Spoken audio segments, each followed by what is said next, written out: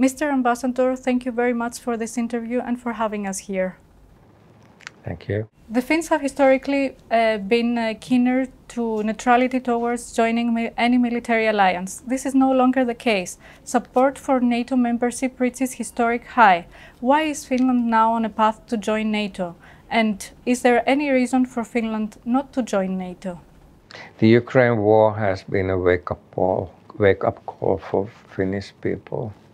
We used to think that we could deal with the Russians on the friendly basis, maintain good political relationship, commercial people-to-people relationship. And we believed wrongly that there is no threat by Russians.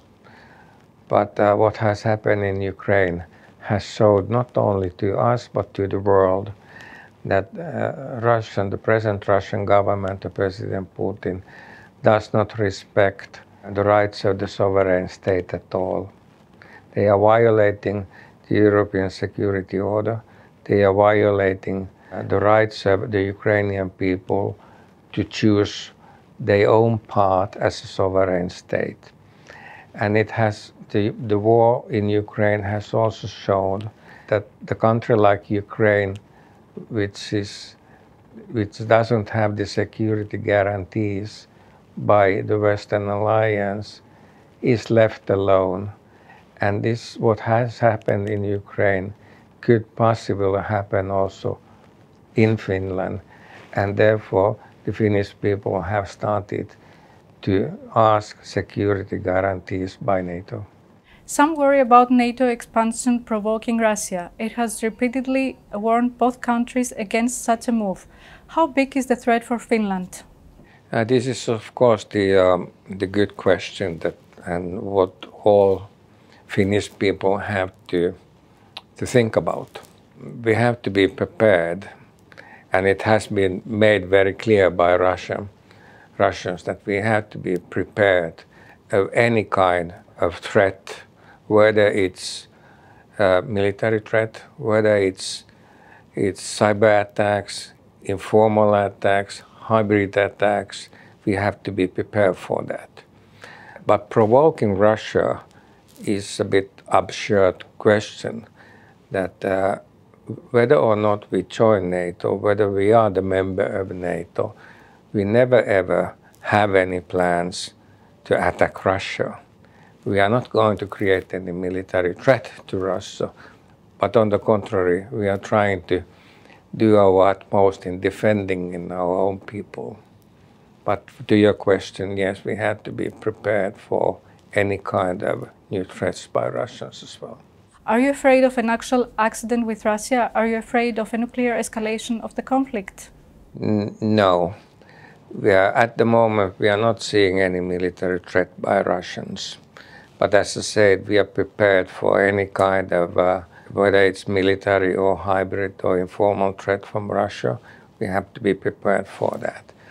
But putting the question to Finnish people or to the Finnish government that whether we are doing anything which creates more trouble by the Russian is a bit too much. We are just trying to defend ourselves, and we have to deal with that issue only. What is Finland doing in order to prevent itself from cyber attacks? Now, this is that I believe that we are above the average prepared to deal with the possible and somehow expected cyber and hybrid attacks by Russia. I believe that the technologies are well placed in Finland. We do have, as I mentioned, quite a big number of state-of-the-art digital companies dealing with these kind of threats globally. Finnish people are used to deal with the new technologies, and I believe that we are quite prepared for that. What would the process of Finland and Sweden joining NATO actually look like, and how soon could it happen? The parliament is in session. The parliament is having an extensive discussion on the issue, not only whether we will send the application to NATO, but also an extensive discussion of the complete change of the security environment in the region, around Finland, around the Baltic Sea, around the whole neighborhood what we do have.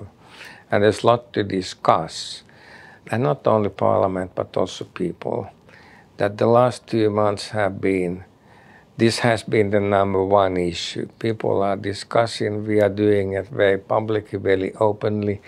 Our leadership is traveling, meeting other leaders on a daily basis. Yesterday the Prime Minister was here in Greece. And we do everything as openly, the best possible and the most transparent way, in order to give people all the information what is needed to discuss on this. We are expecting the Parliament to conclude the discussions in May, and made the decision on whether or not to submit the application to NATO by the end of May. Let's move now to the Russian invasion in Ukraine. Do you believe it will continue for a long time, or that the Western sanctions will actually achieve the desired result? This is the most difficult question you could ask. The first thing what we have to do, and I say that the whole international community has to do, is to do our best in get Putin stop killing people in Ukraine. The second thing is to get Putin to withdraw his army from a sovereign state, Ukraine. And after that, to help Ukrainian people to start rebuild their own country with the full support of the international community. These are the priorities, and these priorities are very clear for us, and we try to do our best in achieving these goals. I believe that what comes to the sanctions, that the sanctions will last until there will be a complete change in Russia, in the attitude, maybe also in the leadership. Those in charge of all these violations of the war in Ukraine, they have to be responsible for what they have been doing. And until that, we do have to impose the sanction and keep them there.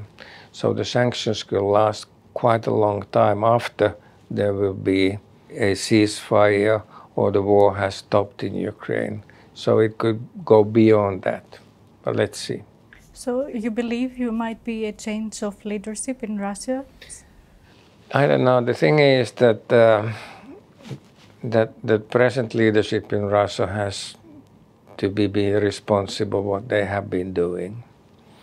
And the sanctions against the leadership in Russia are because of what they have been doing. And you just can't turn the clock back.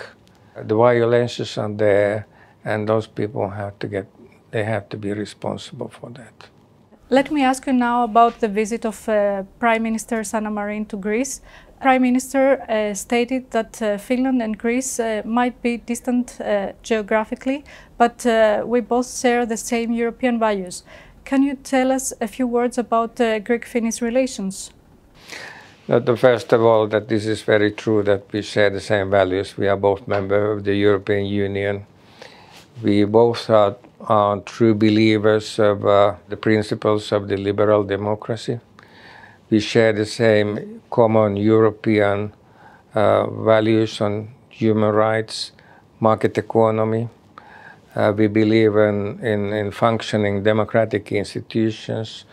We do have a strong ethos to respect human rights, equality, and all that what is now lagging in Russia. Therefore, we also try to find common ways in dealing with the present crisis. And we try to support each other. We do have some common problems there. We both have external borders of the EU. We have to defend that. So there are a lot to be discussed on the bilateral basis as well.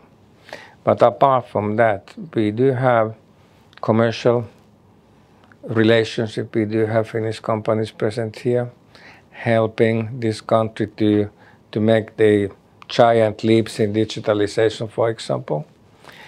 And the people-to-people relations are always there. People are traveling here, but also there's a relatively big Greek community living in Finland at the moment. Greece is making an effort for digitization and innovation. Finland is already a pioneer in this field. How could the two countries cooperate? I believe so, that we do have the big private players in terms of digitalization present in the country. I believe most of the Greek people know the country name Nokia. Nokia is very strongly present here, and they try to do what they can do here in helping this government and this country to move forward in digitalization. So I believe that in coming years there will be a speed recovery in economic terms after the crisis, and the digitalization will be the key part of the economic recovery in coming years, and I believe that we could contribute a lot. Thank you very much, Mr. Ambassador. It's been a pleasure. Thank you.